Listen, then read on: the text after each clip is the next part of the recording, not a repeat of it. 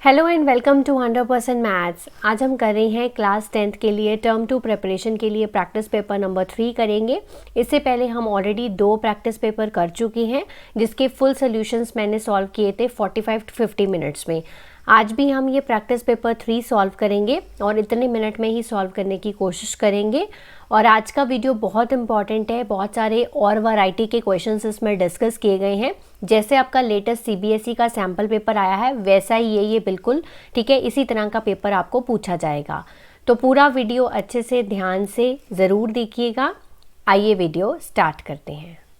तो starting with section A में हम यहाँ पर 6 क्वेश्चंस करेंगे 2 मार्क्स के। हमारा पहला क्वेश्चन है which term of the AP, तो ये हमें एपी गिवन है इज़ 78। तो मतलब हमें निकालना है कि 78 जो है वो कितनीवी टर्म है, ठीक है, इस पर्टिकुलर एपी की।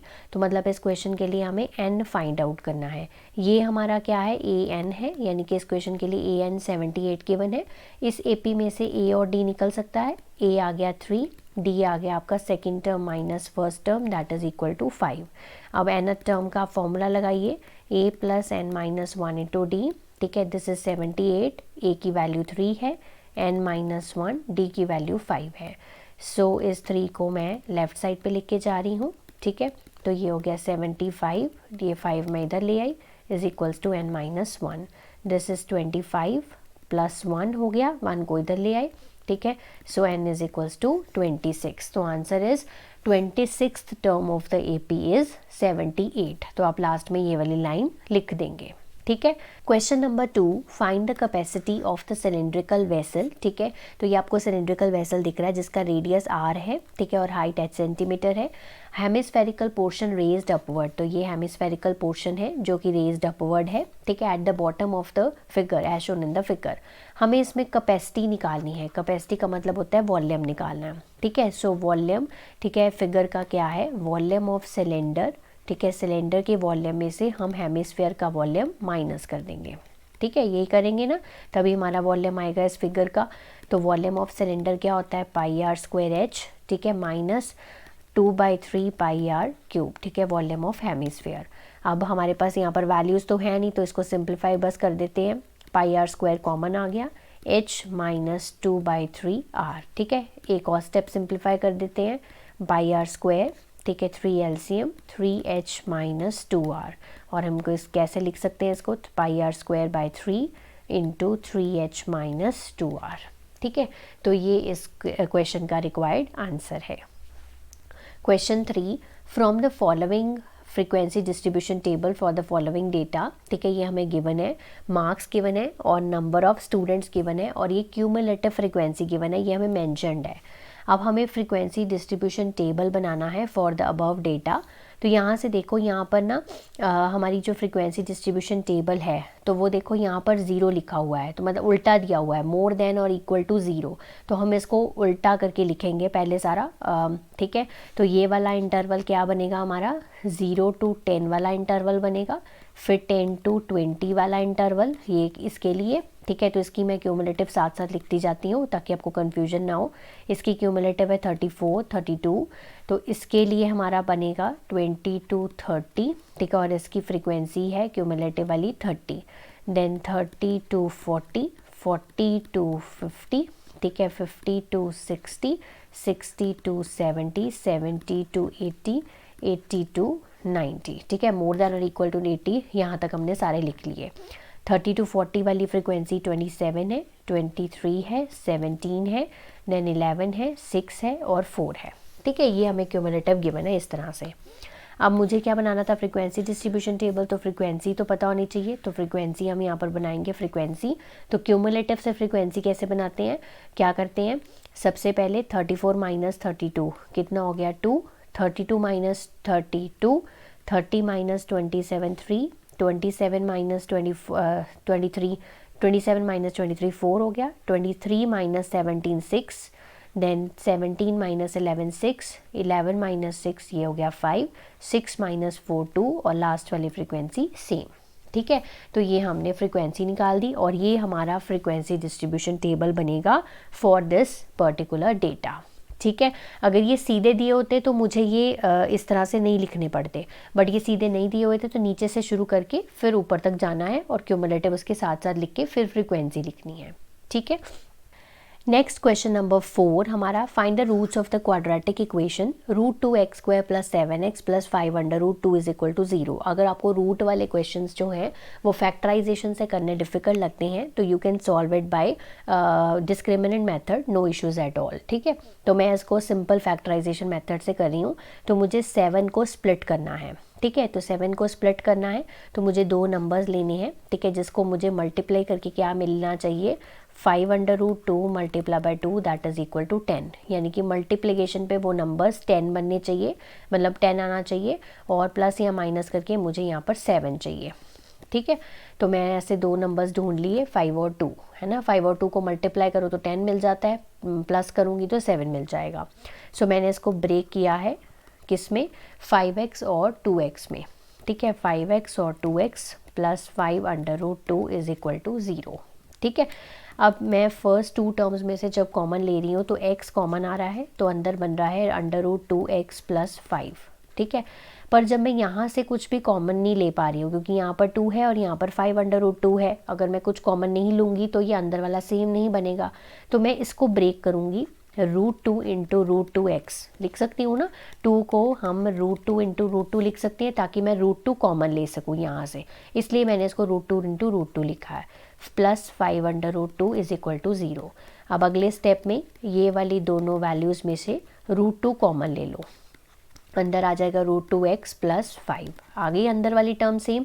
तो एक फैक्टर बन रहा है x + √2, एक फैक्टर बनेगा √2x + 5 = 0। ये वाला जो स्टेप है वो आपने ज़रूर पेपर में करके आना, नहीं तो आपके मार्क्स कट जाएंगे, ठीक है। तो x + √2 = 0, x = -√2, एक ये फैक्टर है, और दूसरा आ जाएगा √2x + 5 = 0, x आ गया -5 / √2, ठीक है।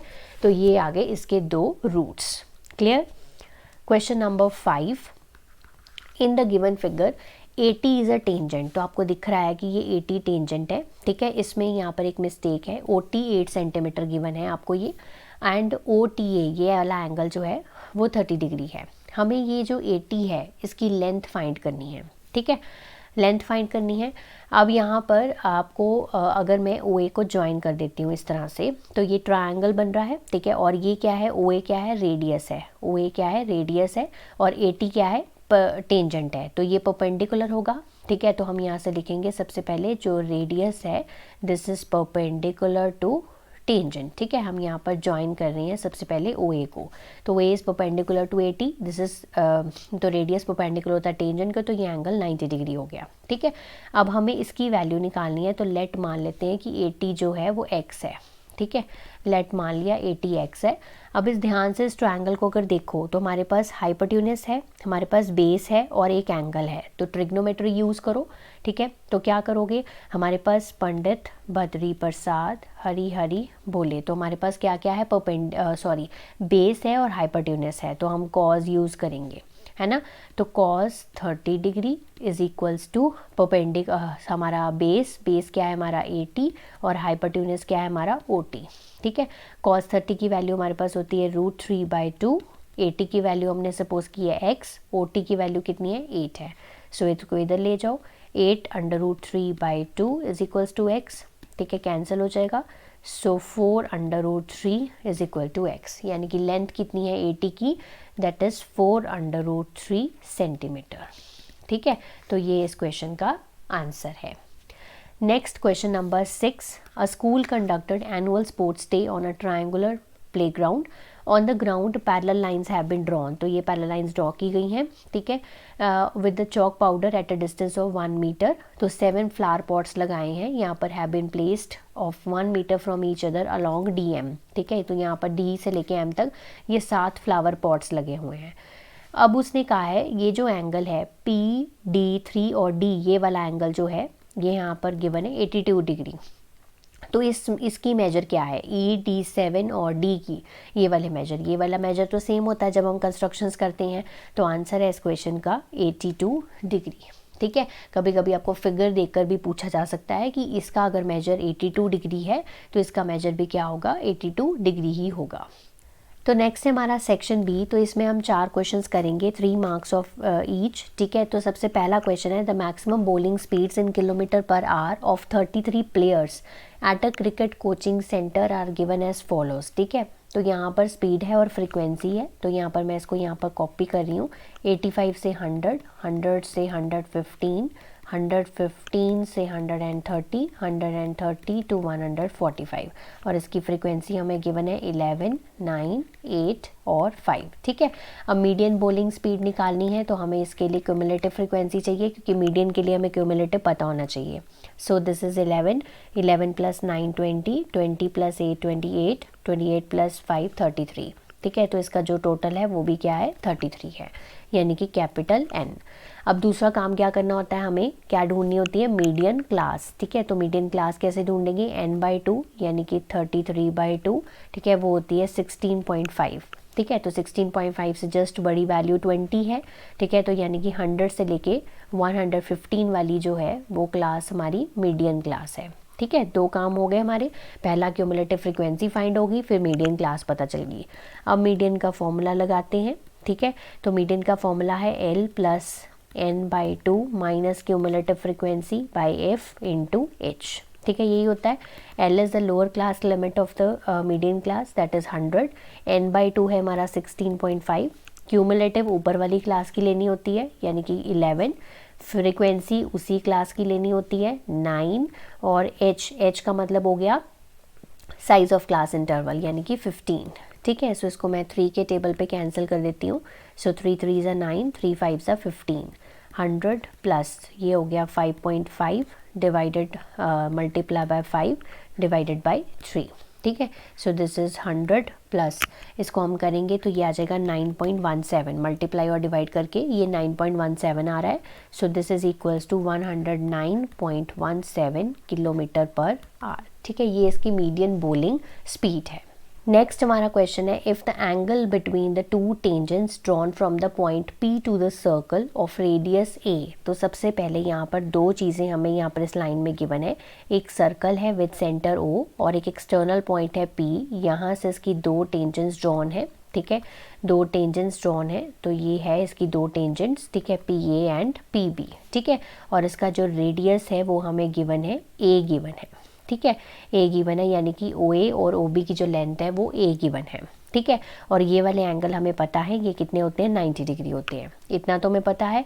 ठीक है, और उसने गिवन है angle between the 2 tangents drawn from the point two the circle and centre O is 90, यानी कि ये वाला एंगल जो है वो 90 डिग्री गिवन है, एंगल बिटवीन द 2 टेंजेंट्स।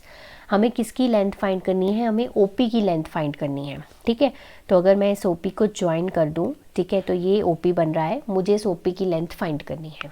ठीक है, क्वेश्चन बहुत सिंपल है, आपको इसमें 2 ट्रायंगल्स दिख रहे हैं। सबसे पहला ट्रायंगल है PAO और दूसरा ट्रायंगल है POB, है ना।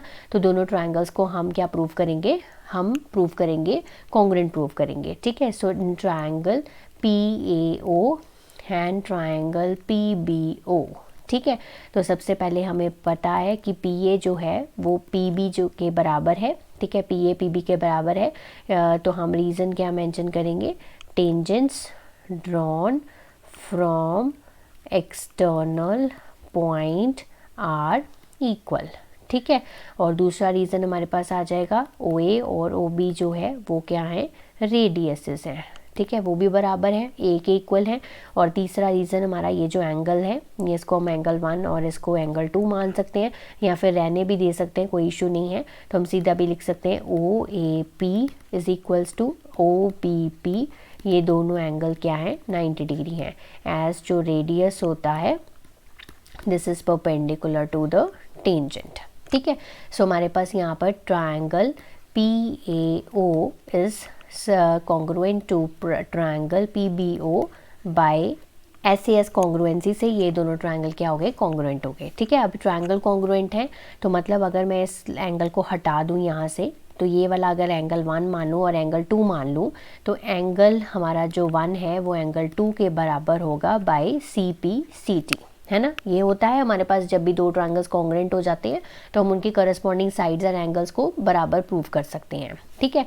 तो अगर ये पूरा जो है वो 90 है, हमें पता है कि हमारा जो एंगल 1 है और एंगल 2 का जो सम है वो पूरा 90 डिग्री है, ठीक है। तो यहाँ से ये वाला एंगल कितना हो जाएगा, 45 डिग्री हो जाएगा, ठीक है, क्योंकि angle 1 plus angle 1 is equals to 90 degree, so twice of angle 90 degree, ठीक है। तो 1 एंगल कितना आ गया 45, तो एंगल 2 भी कितना हो जाएगा 45 डिग्री हो जाएगा, ठीक है। ये निकालने की ज़रूरत नहीं होती, बट फिर भी आप निकाल कर इनको बता सकते हैं कि एंगल 1 इस तरह से 45 आ गया, ठीक है।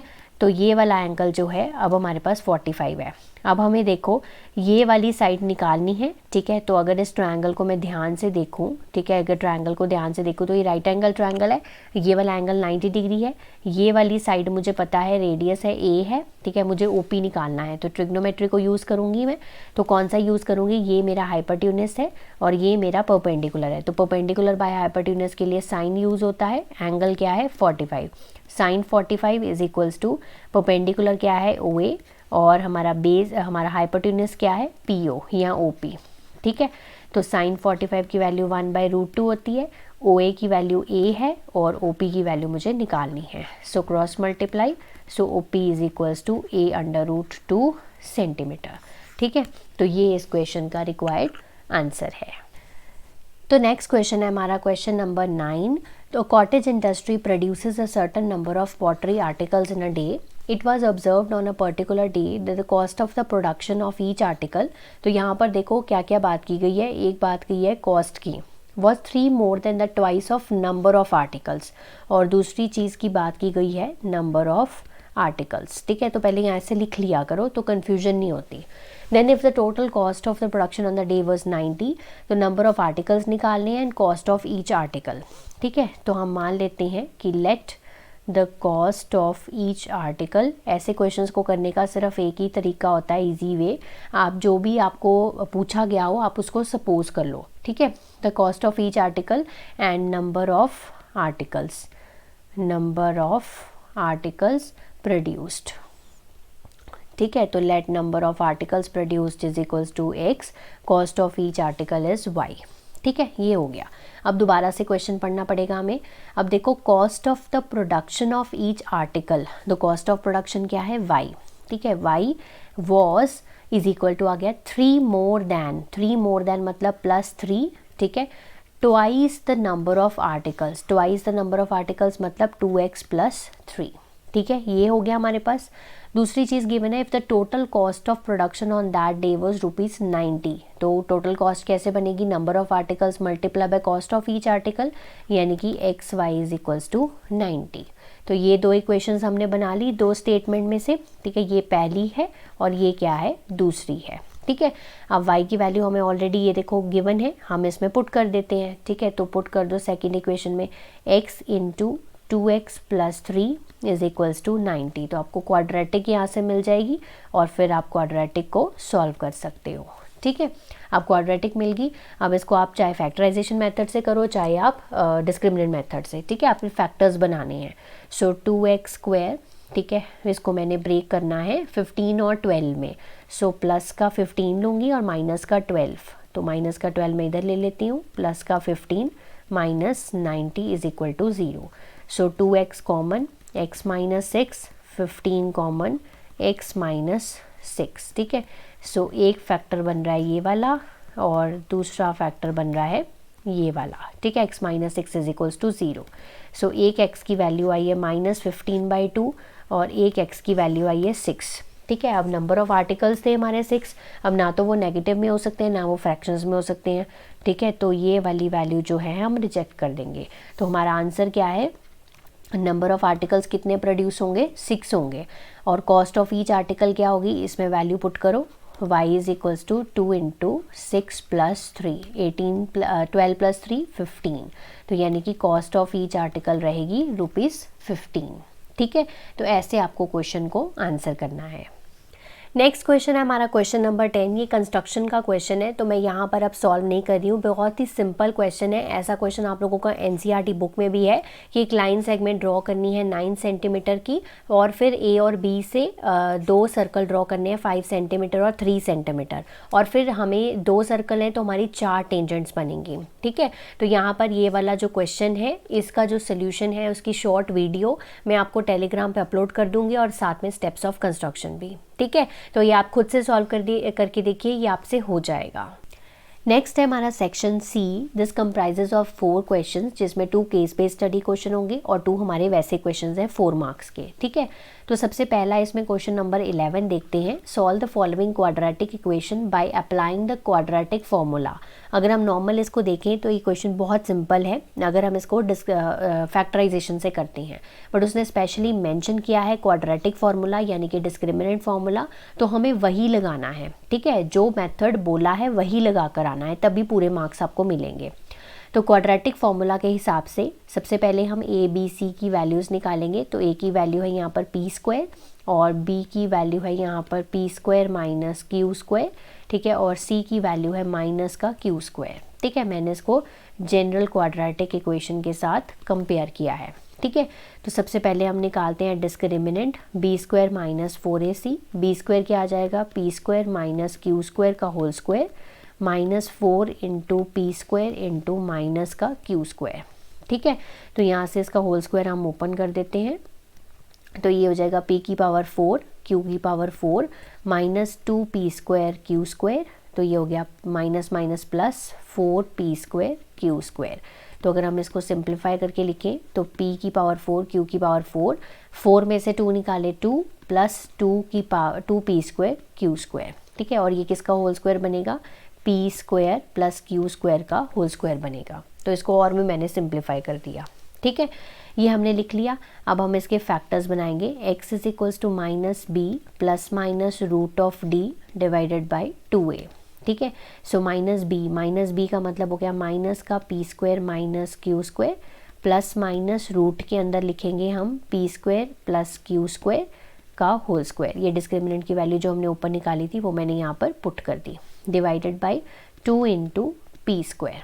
ठीक है, अब इसको सॉल्व करते हैं। ये माइनस जो है ये हो जाएगा माइनस का पी स्क्वायर प्लस का क्यू स्क्वायर, और ये जो स्क्वायर है वो रूट के साथ कैंसिल हो जाएगा, तो सिंपल बचेगा पी स्क्वायर और क्यू स्क्वायर, यहाँ पे बीच में प्लस माइनस है, डिवाइडेड बाई 2p स्क्वायर। ठीक है, अब एक बार प्लस एक बार माइनस, जैसे हम नॉर्मल लिखते हैं, तो एक बार प्लस करके एक बार माइनस, माइनस का पी स्क्वायर प्लस का स्क्वायर एक बार प्लस। ठीक है, एक बार प्लस की टर्म्स लिखी, डिवाइडेड बाई 2p स्क्वायर, और दूसरी बार क्या करना है, माइनस करना है। दूसरी बार क्या करना है, माइनस का पी स्क्वायर प्लस का क्यू स्क्वायर, माइनस है माइनस का पी स्क्वायर, तो अंदर वाला साइन चेंज हो जाएगा, तो माइनस का क्यू स्क्वायर बन जाएगा, डिवाइडेड बाई 2p स्क्वायर। अगर नहीं पता चल रहा है तो नेक्स्ट स्टेप में आप करके लिख सकते हो।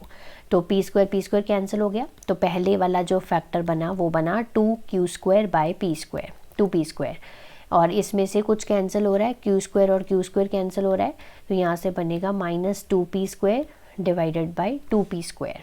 ठीक है, 2 कैंसिल हो सकता है, तो एक फैक्टर बना Q square by P square और दूसरा फैक्टर बना -1।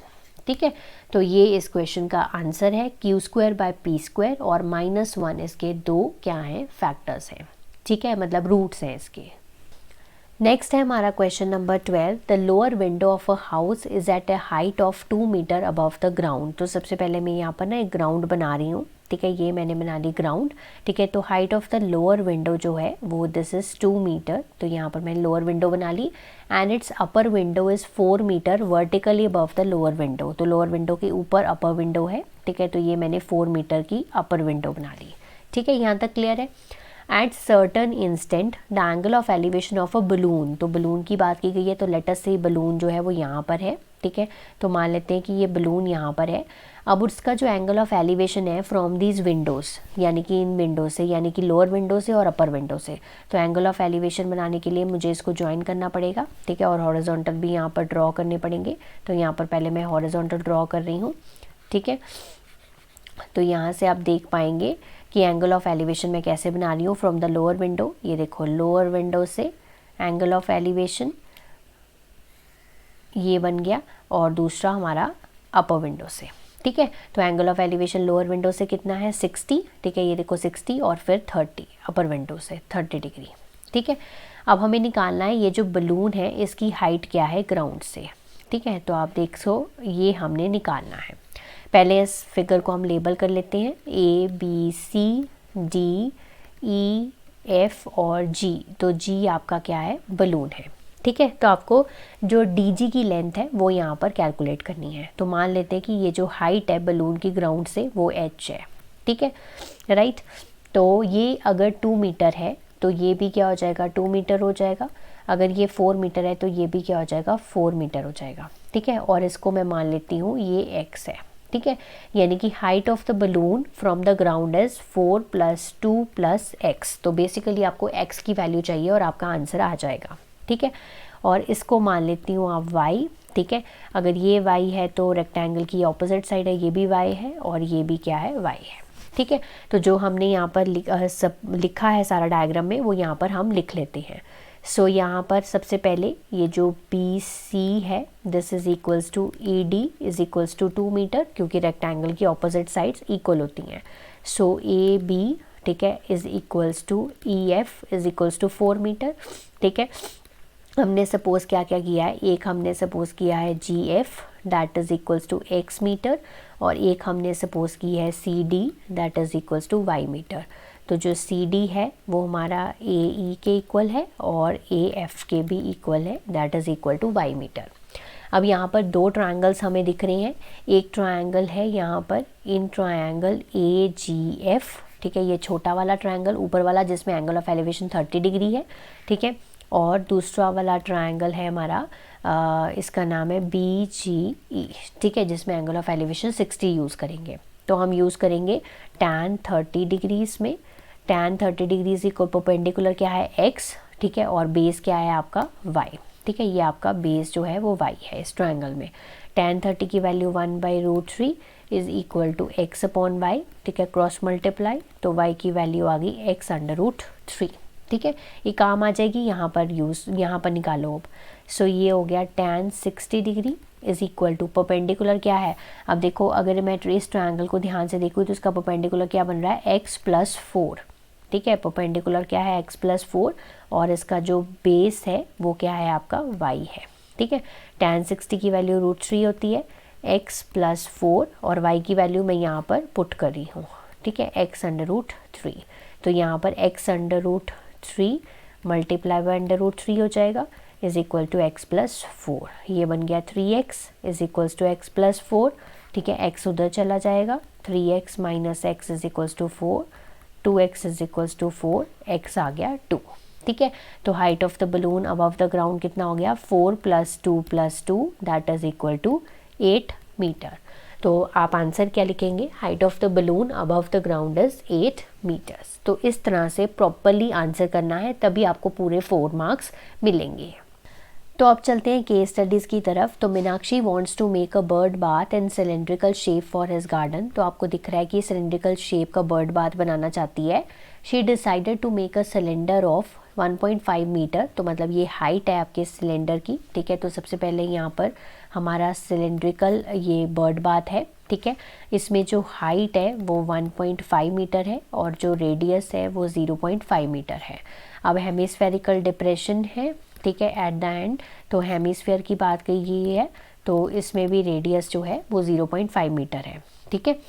This cylindrical stands on 3 cylindrical pillars. तो आपको ये 3 पिलर्स दिखाई दे रहे होंगे, ठीक है। तो ये सिलेंड्रिकल पिलर्स है और ये कितने हैं ये भी आपको दिमाग में रखना है, ठीक है। सिलेंड्रिकल पिलर्स हैं 3, ओके। यहाँ पर मेंशन कर लिया करो साथ में, जिसका जो रेडियस है वो 7 सेंटीमीटर है। अब आ गया यहाँ पर 7 सेंटीमीटर। अब यहाँ पर हमें सेंटीमीटर टू मीटर कन्वर्ट करना है, ठीक है। तो दिस इज़ 7/100 मीटर, है ना, ऐसे ही कन्वर्ट करते हैं ना। अगर मैं आपको बात करूँ मीटर टू सेंटीमीटर, अगर हमें इधर जाना है तो मल्टीप्लाई बाय 100, वापस आना है तो डिवाइड बाय 100। तो सेंटीमीटर टू मीटर आना था तो डिवाइड बाय 100, सिंपल सा लॉजिक है। सो हाइट आ गया आपका 2 मीटर, ठीक है। ये हमारा क्वेश्चन में जो भी गिवन था हमने यहाँ पर लिख लिया। अब क्वेश्चंस की तरफ चलते हैं। तो सबसे पहला क्वेश्चन है the curved surface area of cylindrical part. ठीक है, तो सिलेंड्रिकल पार्ट का जो कर्व्ड सरफेस एरिया है वो कितना होगा 2πr/h। ठीक है, 2 × 22/7, रेडियस है आपका 0.5, तो आप देख सकते हो सिलेंड्रिकल का जो रेडियस है वो 0.5 है, तो 0.5। ठीक है, और हाइट है 1.5। ठीक है, इसके पॉइंट्स में हटाकर नीचे 10 लगा रही हूँ। ठीक है, 5 1s 5 2s 5 के 3s 15, 5 2s 10, सो 2 से 2 कैंसिल, 2 11s। ठीक है, so 11 3s 33/7, it is equal to 4.71 metre square. ठीक है, एंड यूनिट्स मस्ट होती हैं यहाँ पर, 4.71 मीटर स्क्वायर इसका आंसर है। Question 2, the curved surface area of hemispherical depression. ठीक है, तो हेमिस्फेरिकल डिप्रेशन का curved surface area 2πr², 2 × 22/7, radius hemispherical का भी 0.5 ही है, तो 0.5 × 0.5। ठीक है, divide by 10, 5 1s 5 2s 5 1s 5 2s, 2 से 2 कैंसिल, 2 11s 22, तो 11/7 आया। 11/7 मतलब 1.57 मीटर स्क्वायर।